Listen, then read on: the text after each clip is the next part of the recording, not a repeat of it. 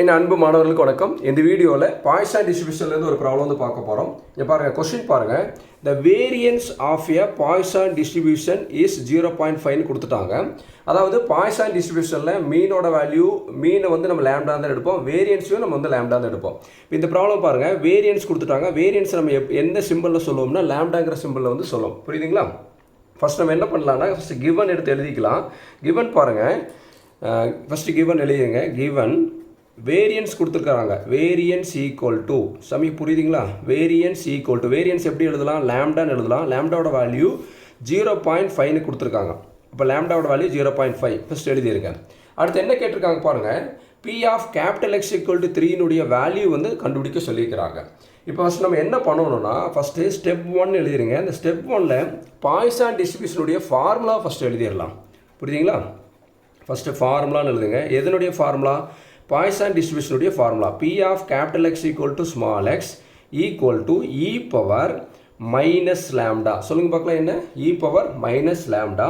இங்கே பாருங்கள், இங்கே லேம்டாவில் முடிச்சிருக்கீங்க, அதே லேம்டாவில் இங்கே ஆரம்பிக்கணும். அதை ஞாபகம் வச்சுங்க. எழுதிட்டு இங்கே பவரில் வந்து இங்கே எக்ஸ் கொடுக்கணும், அதே பவரில் எக்ஸ் கொடுக்குறத கீழேயும் இந்த எக்ஸ்ன்னு கொடுத்துடணும். இங்கே பாருங்கள், இங்கே லேம்டா வந்தால் இங்கே லேம்டா வரும். இங்கே பவரில் வந்து ஸ்மால் எக்ஸ், கீழேயும் ஸ்மால் எக்ஸ் கொடுத்து மறக்காமல் இங்கே ஃபேக்டோரியல் கொடுக்கணும். இதுதான் வந்து என்ன பாய்சான் டிஸ்ட்ரிபியூஷனுடைய formula. P of capital X equal to small x e power minus lambda lambda power x divided by x factorial. இப்போ நம்ம என்ன பண்ண போகிறோம்னா, இந்த லேம்டா வேல்யூவை இந்த ஃபார்முலாவில் ஃபஸ்ட்டு கொடுக்க போகிறோம். ஃபார்முலாவில் எங்கெங்கே லேம்டா இருக்குன்னு பாருங்கள். இங்கே லேம்டா இருக்குது, இங்கே லேம்டா இருக்குது. இந்த ரெண்டு இடத்துலையும் வந்து லேம்டாக்கு மேலே 0.5 கொடுக்க போகிறோம். அப்போ P of capital X equal to small x equal to e power minus 0.5. மைனஸ்ங்கிறது ஃபார்முலாலேயே வந்த மைனஸ். இங்கே லேம்டாவோட வேல்யூ பாருங்கள் 0.5. அடுத்து இந்த லேம்டாக்கு பதிலாக ப்ராக்கெட் ஓப்பன் பண்ணி 0.5 கொடுங்க. பவரில் வந்து எக்ஸினுடைய வேல்யூ தெரியாது, அதை அப்படி எழுதிக்கிங்க. இந்த எக்ஸ் ஃபேக்டோரியல் இதையும் அப்படி எழுதிக்கிங்க.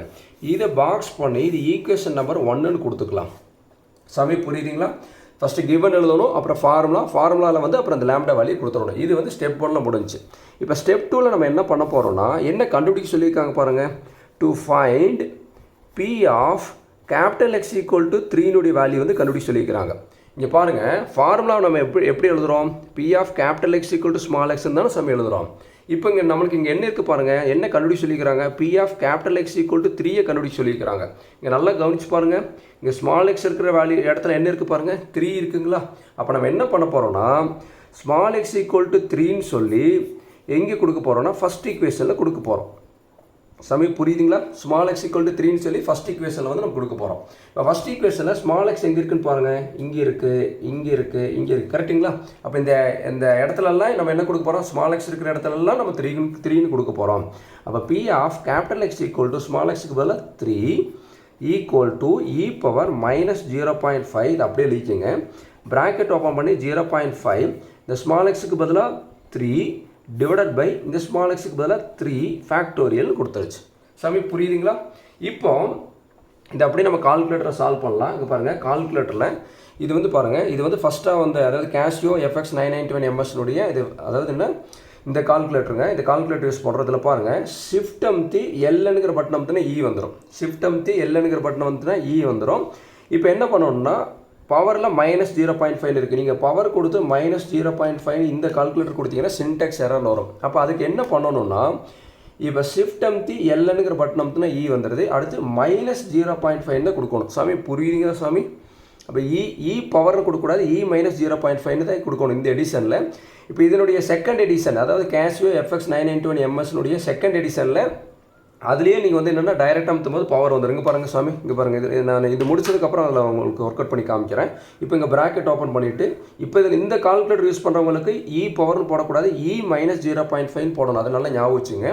இப்போ ப்ராக்கெட் ஓப்பன் பண்ணிட்டு 0.5 ப்ராக்கெட் க்ளோஸ் பண்ணிட்டு பவரில் 3 பவர் அமுத்தி இங்கே 3 அமுத்திடணும். அடுத்து டிவைடட் பை சிம்பிள் இருக்குது, டிவைடட் பை அடுத்து 3 அமுத்திட்டு ஃபேக்டோரியலுக்கு ஷிஃப்ட் அமுத்தி இங்கே பாருங்கள் எக்ஸ் பவர் மைனஸ் 1 மாதிரி இருக்குங்களா, அதை அமுத்தினீங்கன்னா ஃபேக்டோரியல் வந்துடும். இப்போ ஈக்குவல் அமுத்திங்கன்னா என்னோட ஆன்சர் வந்துடும் சாமி.